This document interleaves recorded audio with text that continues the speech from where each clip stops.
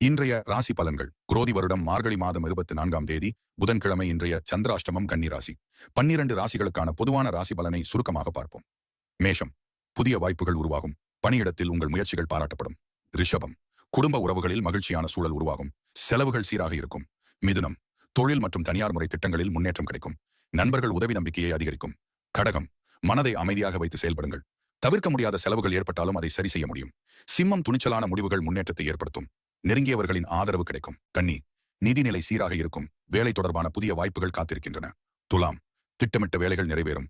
நண்பர்களின் ஆலோசனைகள் பயனளிக்கும். விருச்சிகம், பிரச்சனைகளுக்கு தீர்வு காணும் நாள்.